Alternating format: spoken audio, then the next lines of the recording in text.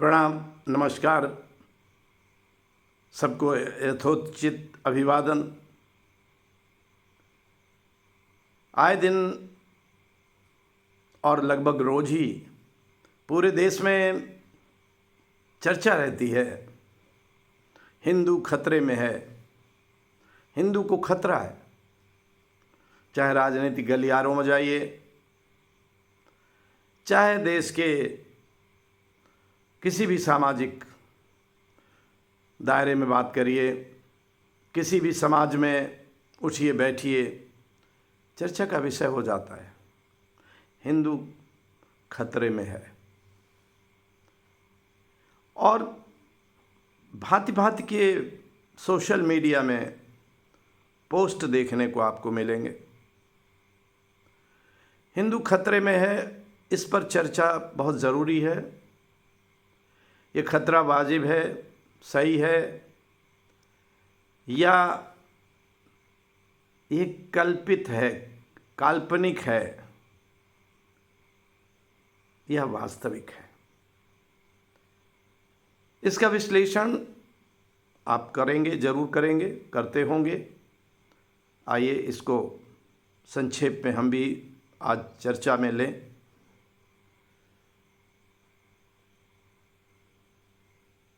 मुख्यतः खतरे में जब भी बात होती है तो सामने रखा जाता है मुसलमान, इस्लाम धर्म को मानने वाले, ईसाई, क्रिश्चियन जिनको कहते हैं। इन दो वर्गों से खास रूप से खतरा बताने वाले जो बताते हैं वो इन दो वर्गों को केंद्र में रखते हैं। जो धर्मांतरण होता है, हिंदुओं से मुसलमान बने, हिंदुओं से ईसाई बने, उसका उदाहरण दिया जाता है।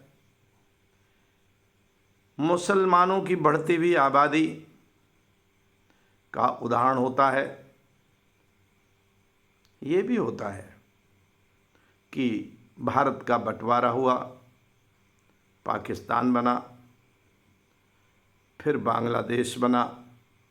ये भी मुस्लिम की बढ़ती हुई जनसंख्या के कारण ऐसा हुआ।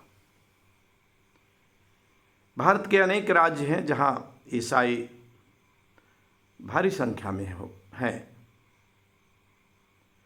इन सबको ताना बाना बुनते हुए ये बताया जाता है कि हिंदू खतरे में है।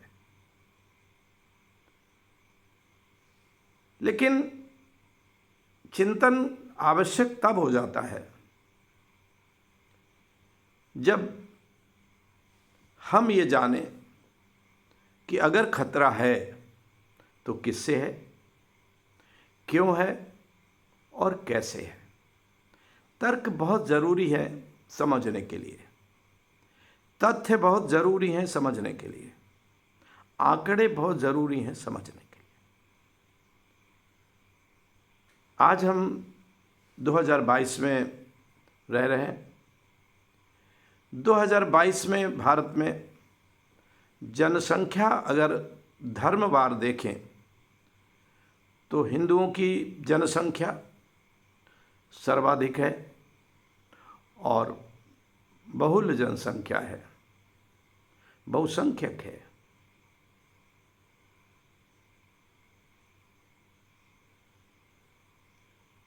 मुस्लिम की जनसंख्या 15-16% होगी देश में। ईसाई बहुत ही कम होंगे। बौद्ध, जैन, सिख वो और कम मात्रा में है। तो जो उपस्थिति है, जनसंख्या की उपस्थिति है, उसके आधार पर हम आंकड़े बनाते रहते हैं कि इस आधार पर खतरा है। लेकिन इतिहास को पढ़ना बहुत ज़रूरी होता है। किसी देश का इतिहास उसका भूत ही नहीं, उसका भविष्य भी होता है। कहते हैं ना कि इतिहास अपने को दोहराता है। इतिहास अपने को दोहराता है। इसका भाव यही है कि जो इतिहास होता है उसी तरह से घटनाएं भविष्य में भी होती हैं या हो सकती हैं। अब हम हिंदू खतरे में हैं कि बिंदु को आइए इतिहास की तरफ ले जाएं। हम उस काल में पहुंचे जब इस देश में मुस्लिम जनसंख्या बिल्कुल नहीं थी, ईसाइयों की जनसंख्या बिल्कुल नहीं थी।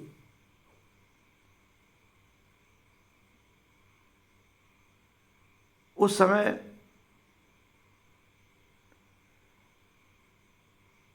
सिख धर्म भी नहीं था, केवल बौद्ध और जैन थे। मुस्लिम आक्रमण के पहले मोहम्मद बिन कासिम, गजनवी, गोरी, इन आक्रमणों के पश्चात धीरे धीरे मुस्लिम भारत में प्रविष्ट हुए और भारत में प्रविष्ट होने के पश्चात यहाँ राज्य भी स्थापित किए।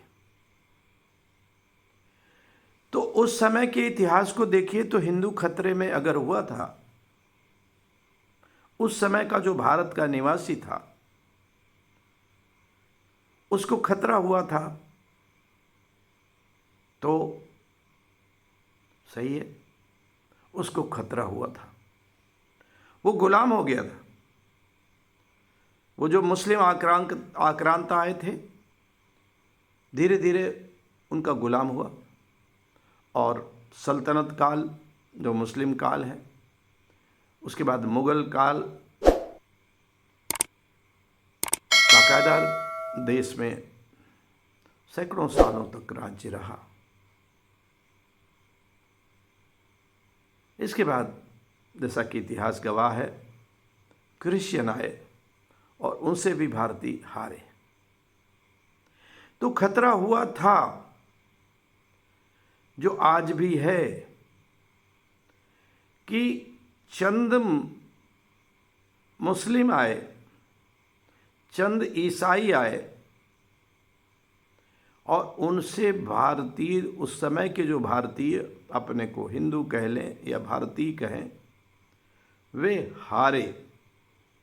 तो खतरा किससे था? उस समय के जो मुस्लिम आए उनसे खतरा हुआ। लेकिन खतरा हुआ क्यों? आपकी तो यहाँ जनसंख्या जितनी भी थी वो सब जिसको आज हिंदू कहते हैं वही थे। तो इतनी भारी जनसंख्या और चंद हजार लोग बाहर से आए, लाखों में भी नहीं थे, और वो आपको गुलाम बना लेते हैं, तो खतरा तो हुआ था। और खतरा हुआ था जिसको आज का भारत भी समझना नहीं चाहता है। क्यों खतरा हुआ था? भारत पूरी तरह से विभाजित था, भारत का धर्म विभाजित था, भारत का समाज विभाजित था, एकता बिल्कुल नहीं थी, सामाजिक एकता नहीं थी, समाज जातियों में बटा हुआ था और जातियां एक दूसरे से भयानक दूरी पर थीं। एक दूसरे से इतनी दूरियां थीं कि वो जब युद्ध लड़ना होता था तब भी एक होकर के युद्ध नहीं लड़ते थे, अलग अलग बटे रहते थे। तो इसलिए खतरा था आपको खतरा था, लेकिन खतरा आंतरिक था, अंदर से था, समाज के अंदर से था, हिंदू समाज के अंदर से था खतरा। क्योंकि बटा हुआ समाज, खंडित समाज शक्तिशाली नहीं हो सकता है।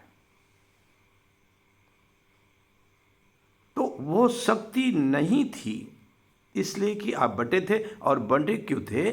क्योंकि आपने जन्म आधारित जातियां भीषण रूप से बना रखी थी।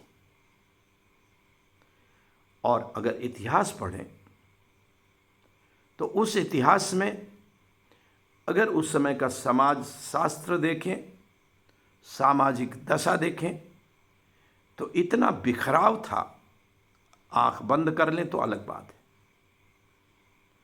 वे ग्रंथ भी उत्तरदायी थे जिन धार्मिक ग्रंथों के आधार पर ये बिखराव बढ़ा था, जहाँ से वर्ण व्यवस्था, जाति व्यवस्था पैदा हुई थी। और कर्म के आधार पर तो कहने मात्र को था, सब कुछ जन्म के आधार पर चल रहा था। और जब जन्म के आधार पर समाज में इतनी दूरियां थीं कि आपको खतरा हुआ, और वो खतरा आज भी है। आज भी आप उस जाति व्यवस्था को समाप्त नहीं कर पाए, उस वर्ण व्यवस्था को समाप्त नहीं कर पाए, जो कि 1947 के बाद और तुरंत बाद समाप्त कर देनी चाहिए थी, जिसके कारण आपको खतरा हुआ था। उस व्यवस्था को समाप्त करना चाहिए था। लेकिन अभी भी पूरे देश में कोई आंदोलन नहीं चलता है, कोई विस्तार से चर्चा भी नहीं होती है, और आंख बंद कर लेते हैं ये कहते हुए कि हाँ, अब तो जातियां समाप्त हो गई हैं, ये जातियां धीरे धीरे समाप्त हो रही हैं, अब वो बात नहीं है। ये बात सही है, हम मानते हैं कि जातियों में कट्टरता कम हुई है, हम मानते हैं। लेकिन हम ये भी तो देख रहे हैं कि आज भी वर्टिकल व्यवस्था के कारण ऊपर से लेकर के नीचे तक सब एक दूसरे से छोटे बड़े हैं। ये जो खांचे बने हुए हैं ये हॉरिजॉन्टल नहीं है। अगर ये जातियां हॉरिजॉन्टल होती, समान होती, तभी एकता बनती। लेकिन ये जो सामाजिक विभाजन है ये वर्टिकल है, सब एक दूसरे से ऊपर नीचे है। और यहाँ तक जिनको हम अनुसूचित जाति कहते हैं, जिनको हम अनुसूचित जनजाति कहते हैं, उनमें भी ये वर्टिकल व्यवस्था है, उनमें भी एक दूसरे से ऊपर नीचे है। यहाँ तक कि देखा गया है कई बार उनमें भी रोटी बेटी के संबंध नहीं होते हैं, उनमें भी अनेक उदाहरण जहाँ एक दूसरे का छुआ पानी नहीं पीते। तो ये जो व्यवस्था है इसको समाप्त नहीं करेंगे तो कुछ नहीं होगा। खतरे में तो आप रहेंगे, खतरे में आप रहे थे, खतरे में आप हैं, लेकिन बाहरी लोगों से नहीं, अंदर के लोगों से। और इन हिंदुओं में बाहर जाने के रास्ते बहुत थे। मुस्लिम भारी संख्या में हिंदुओं से बने, भारी संख्या में धर्म परिवर्तन हिंदुओं से हुआ, मुस्लिम बने, ईसाई बने। ये जितने ईसाई हैं, जितने मुसलमान हैं, ये आए कहाँ से? ये भारत के ही निवासी हैं और धर्म परिवर्तन कर लिया। क्यों कर लिया? एक तत्व तो कह सकते हैं कि वो लालच में कर लिया, लेकिन जो आंतरिक उत्पीड़न था, आंतरिक दूरियां थीं, वो एक बहुत बड़ा कारण था।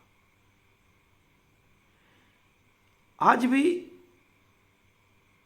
जितनी दूरी है जिससे उस तरह का लगाव नहीं पैदा होता जो एकता के लिए जरूरी है, मजबूती के लिए जरूरी है, शक्ति के लिए जरूरी है, ताकत के लिए जरूरी है। तो जो एकता दिखती है हिंदुओं में, वो नारों में दिखती है। नारे तो बहुत अच्छे हो जाते हैं कि हिंदू एक है। तो सामाजिक दूरियां ये एक बहुत बड़ा अभिशाप है हिंदू समाज पर। अगर हम इधर उधर घुमा घुमा करके बात करेंगे कि हिंदू एकता बनाए, हिंदू एक हो जाए, हिंदू एक हो जाए, तो केवल कहने मात्र से ऐसा बहुत अधिक संभव नहीं होगा। कुछ करना होगा, कुछ सामाजिक उपाय, कुछ रोटी बेटी के संबंध और कानून का सहारा। कानून का सहारा अगर नहीं लेंगे तो सामाजिक आंदोलन बहुत ज़्यादा टिकते नहीं। मैं बार बार उदाहरण देता हूँ सती प्रथा का। सती प्रथा में सामाजिक आंदोलन हुए थे। राजा राम मोहन राय ने भी बहुत बड़ा सामाजिक आंदोलन किया था, अन्य मनीषियों ने भी किया था, अन्य समाज सेवियों ने भी किया था, मगर उसके लिए कानून बना था। कानून का सहारा और सामाजिक जागरूकता दोनों साथ साथ चलते हैं, तब परिवर्तन स्थायी रूप से होता है। तो उस स्थायी परिवर्तन की आवश्यकता है भारत को, अभी भी बहुत अधिक आवश्यकता है। तो एक सामाजिक विघटन के कारण हिंदू खतरे में था, हिंदू खतरे में है और हिंदू खतरे में रहेगा। कोई भी मेरे ऊपर आरोप लगा सकता है कि आप गलत कहते हैं, कोई भी कह सकता है, लेकिन अगर चिंतन करेंगे आप और ऐतिहासिक दृष्टि से चिंतन करेंगे तो मेरी बात को आप सत्य मानेंगे। और अगर इतिहास से आंखें बंद करके चिंतन करेंगे तो हो सकता है आपको लगे कि हाँ आप सही हैं। अब दूसरा पक्ष, धार्मिक एकता। ये तो सामाजिक पृष्ठभूमि में और इतिहास के साथ आपको मैंने बताया कि हिंदू खतरे में क्यों था और क्यों है और क्यों रहेगा। अब दूसरा धार्मिक पक्ष। धार्मिक पक्ष इतना महत्वपूर्ण है कि जहाँ वेद कहते हैं कि हम ब्रह्मास्मि, ब्रह्म एक है, निराकार है और सब एक हो जाओ, और अगर पूरा समाज उसी पर चलने लगता, एक तथ्य पर चलता, एक सिद्धांत पर चलता, एक दार्शनिक सिद्धांत, एक धार्मिक सिद्धांत पर चलता, तो एकता बनती। लेकिन हमने क्या किया? हमने अनेक देवी देवता बना लिए। हम अनेक देवी देवता पर आस्था रखने लगे। अनेक विचारधाराएं, जो धार्मिक विचारधाराएं थी, अनेक आस्थाएं, और इतनी अनेक कि कोई 33 कोटि कहता है, कोई 33 करोड़ कहता है। अनेक ग्रंथ, अनेक सिद्धांत, अनेक रीति रिवाज, ये तो धार्मिक अनेकता हो गई। ये जो धार्मिक एकता भी होनी चाहिए वो भी अभी हम बनाते नहीं हैं, और कर्म कांडों के आधार पर हम अपने को एक मानने लगते हैं कि नहीं हम सब एक हैं। चलिए, अच्छा लगता है, अच्छा है, मान लें कि हम सब एक हैं, मानना भी चाहिए, एक है, पूरे भारतीय हैं। इस दृष्टि से तो भरत के नाम से भारत का जन्म हुआ। तो हिंदू कहने में तो बाद का शब्द है, फारसी का शब्द है, तो पहले तो भारतीय हैं, भरत भूमि है। तो इन शब्दों से एकता बनेगी, मगर जो विघटन के तत्व हैं, चाहे वे धार्मिक तत्व हों, चाहे वे सामाजिक तत्व हों, उनको हमें समझना होगा और उनकी समस्याओं का निराकरण करना होगा। वेदों की ओर चलना होगा। पहले यहाँ इस देश में बौद्ध धर्म के मानने वाले राजाओं का शासन 1000 साल से अधिक समय तक रहा। तब बौद्ध धर्म को लेकर के यहाँ एकता थी। उसके बाद 8वीं शताब्दी के बाद 9वीं शताब्दी आदि शंकराचार्य, और उसके बाद फिर राजपूत काल, इस काल में मनुस्मृति के आधार पर जाति और वर्ण का विघटन बहुत अधिक हुआ है। मनुस्मृति या इस तरह की जो विघटनकारी सोच होती है, वे अंग्रेजों ने नहीं दिए। तमाम लोग इस तरह से कहते हैं कि वो अंग्रेज आए हमारे अंदर विघटन पैदा कर दिया, मुस्लिम आए हमारे अंदर विघटन पैदा कर दिया। ये सत्य नहीं है। ये इतिहास से आंखें मोड़ना है। विघटन हमने पैदा किया और हम ही उसको दूर करेंगे। हमें दूर करना भी चाहिए। कोई बाहर का तत्व हमारे अंदर नहीं आएगा कि कभी कोई ईसाई आ जाए, अंग्रेज आ जाए, मुस्लिम आ जाए, वो हिंदुओं में एकता स्थापित करेगा। ये संभव नहीं है। आपको एकता स्थापित करनी होगी। आपको अपने रीति रिवाजों को समझना होगा और जहाँ पर विघटन है वहाँ उस विघटन को दूर करना होगा। तो हिंदू खतरे में की चर्चा हम कर रहे थे, तो हमने बताया कि हिंदू खतरे में है, था और रहेगा भी अगर हम इन बिंदुओं पर ध्यान नहीं देंगे। जो ऐतिहासिक बातें हैं, हम इन पर अगर ध्यान नहीं देंगे और केवल यही आंदोलन करते रहेंगे कि हम हिंदू एक हैं, हम हिंदू एक हैं, तो केवल कहने से नहीं, उसकी जड़ में जहाँ अंदर पहुँच करके वार करना होगा, जो हमारी कमियां हैं, जो हमारी कमजोरियां हैं। आइए हम अपनी कमजोरियों को समझें और उनका निराकरण भी करें। हम खतरे में जिन कारणों से हैं उनको दूर करें और ये भारत के लिए बहुत अच्छा होगा। अगर भारत भारतीय के लिए है, भारत इस देश के निवासियों के लिए है, तो उनको एक होना पड़ेगा। उनको अपने विखंडन के तत्वों को दूर करना पड़ेगा।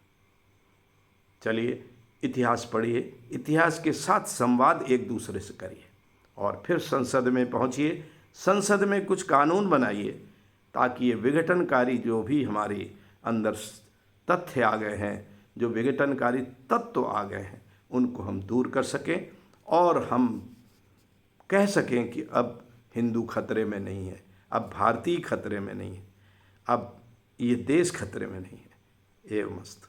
जय हिंद, जय भारत।